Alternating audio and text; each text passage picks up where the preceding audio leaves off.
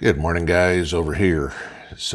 All right, a lot of times, and I talked about this the other day about, people being overwhelmed and things like that. And it's like, one of the things that people get overwhelmed about in prepping is it all just a big waste of time? Am I doing this and, nothing's ever going to come to fruition? Now, I'm as guilty as anybody about prepping for the collapse of the country. I talk about that all the time, okay? But you got to remember the other things that can happen, okay? That can be life devastating. We talked this morning on the other channel about Tropical Storm Henri. It's a Cat 1 hitting up there around Connecticut, Boston, that area. And we'll see, how that all comes out.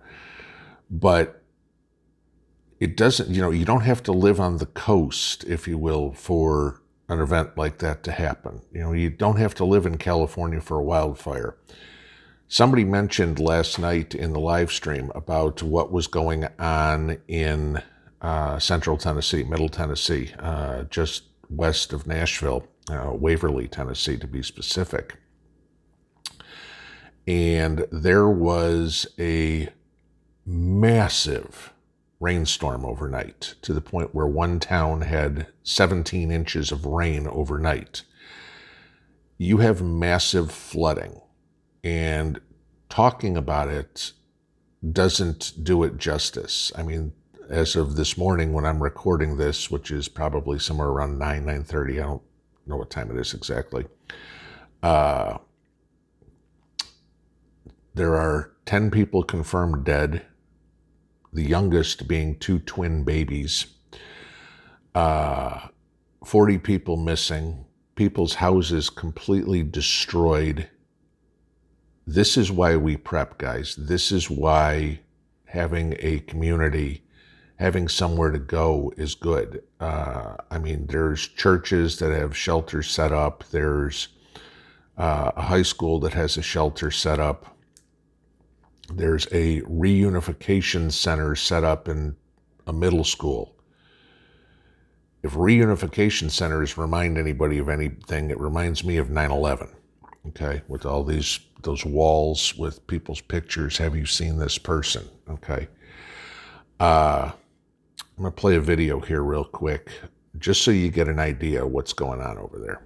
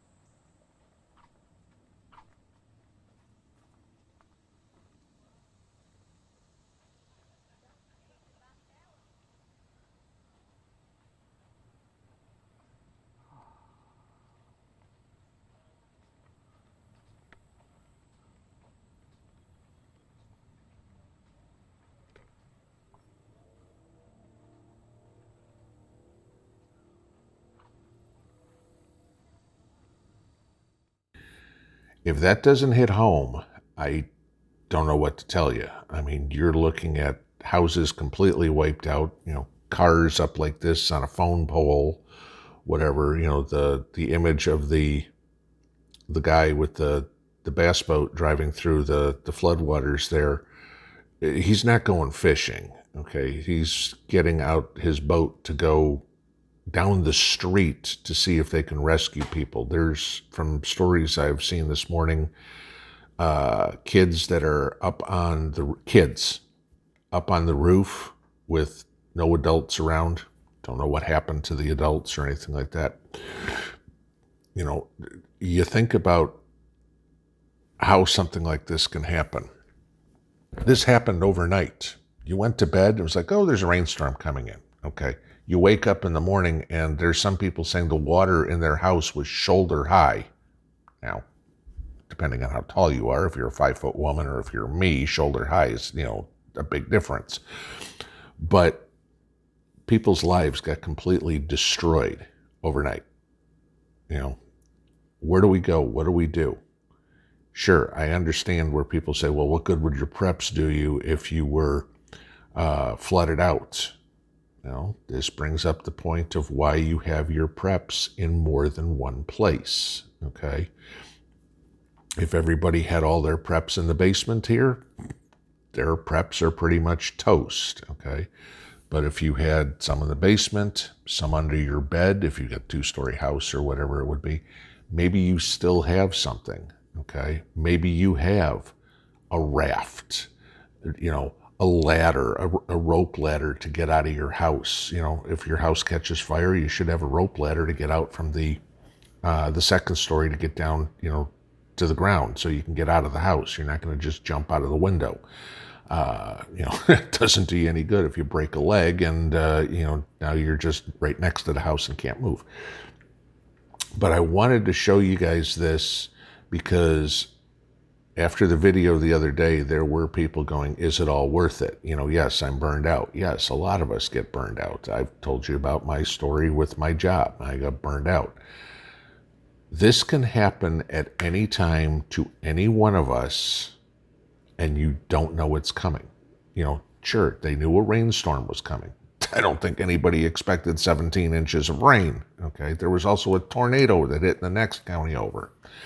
These are things that we prep for, guys. These are things that can happen. This is why prepping is so important.